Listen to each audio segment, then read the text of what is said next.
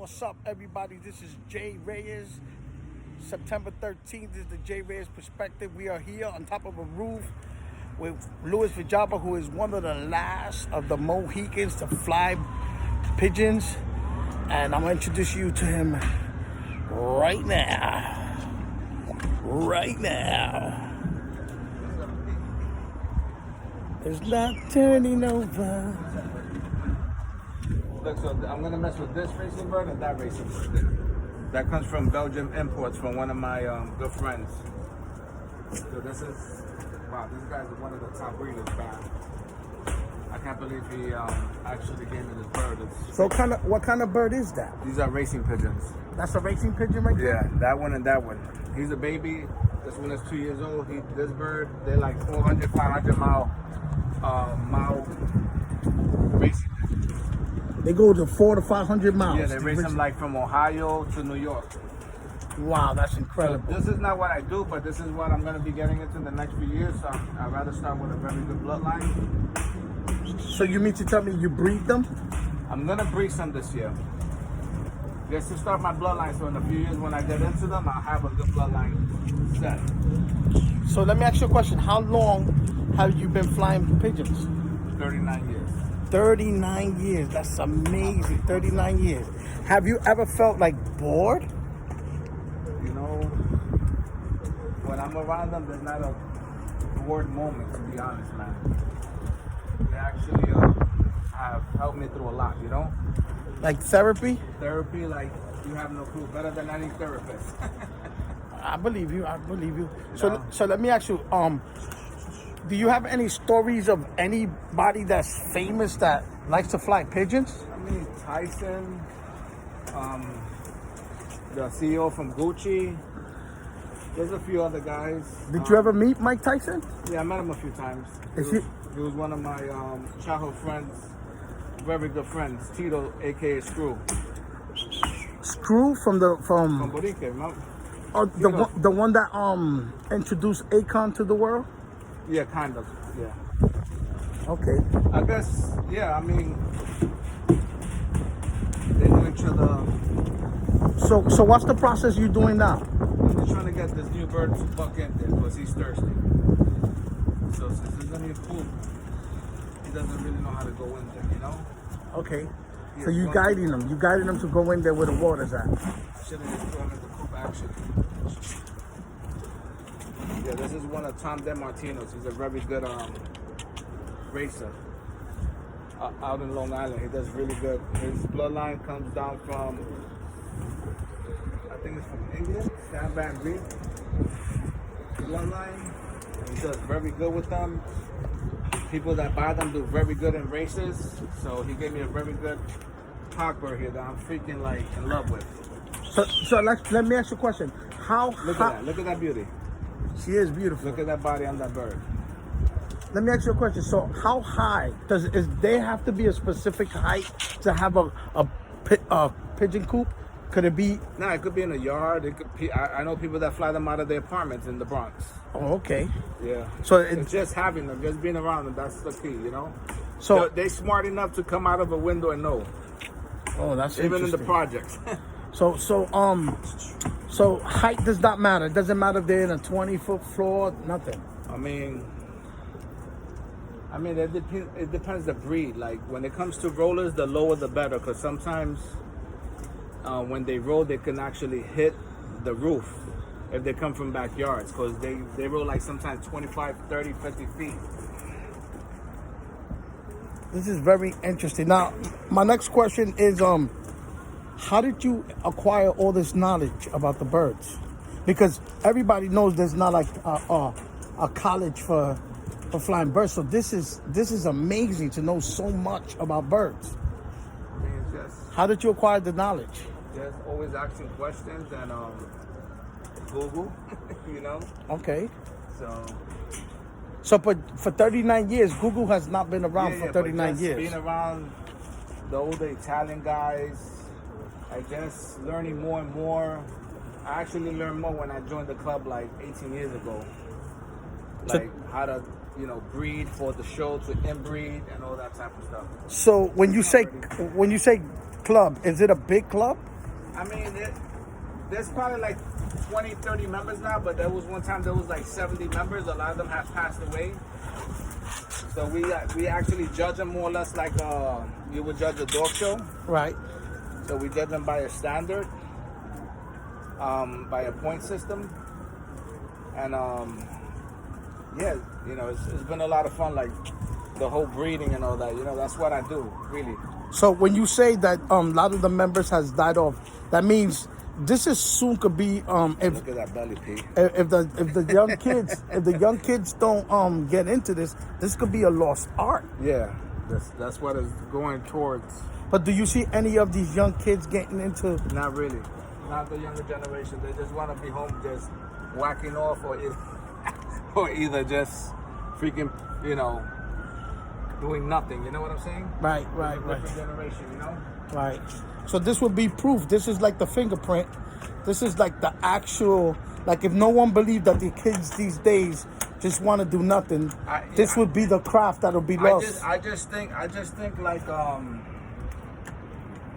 if there was like an opportunity for them to see this, I think a lot of kids would be attracted to this, because this is an incredible sport when you're dealing with animals that fly and leave and come back. And I know it's just there's no real outlet for them to see this anymore, you know? Oh, I feel honored that you letting me interview you here for the Jay Reyes Perspective, because I think this is important. I remember when you was a kid, and this is a true story. When Louis was a kid and we were the elders, I also dabbled with pigeons too. When I say dabbled, as soon as we were building a coop, one of my cousins, he pushed we were putting the tin on the roof. Like you see how this is like, there's a tin under this, and then you put a certain material on top of it. That was back in the days when they used to steal birds. So my cousin, you see that mark right there? That's I got about 14 stitches. He pushed the tin and the metal, and it went right in my forehead. So this is so I would like to take some shots of the birds.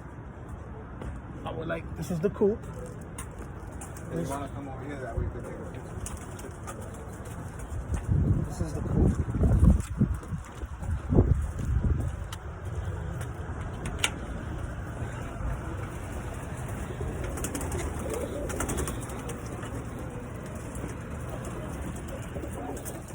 You got like my young birds from this year. This is gonna be my flying team.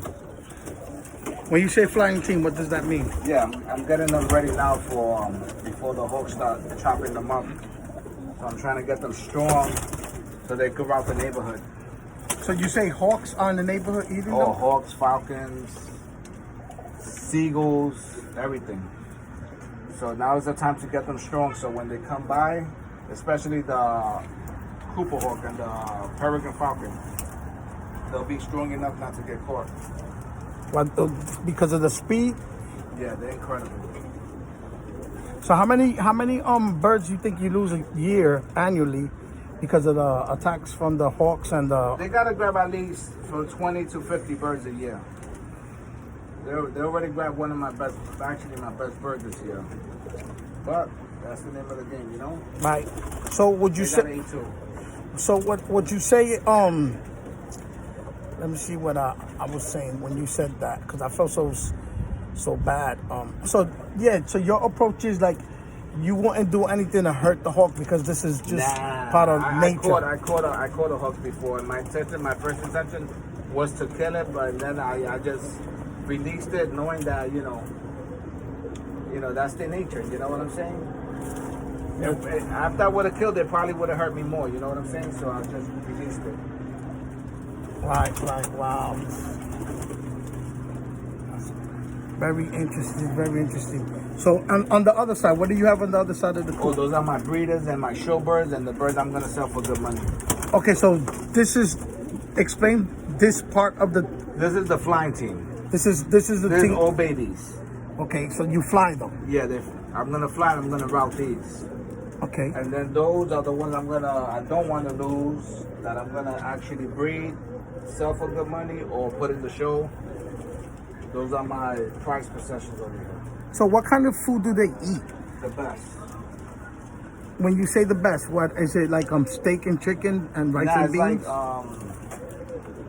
Like filet mignon. Let me stop. It's I mean, different. It's different grains like hemp seed, canola seeds, safflower, a little bit of corn, different peas to get their protein.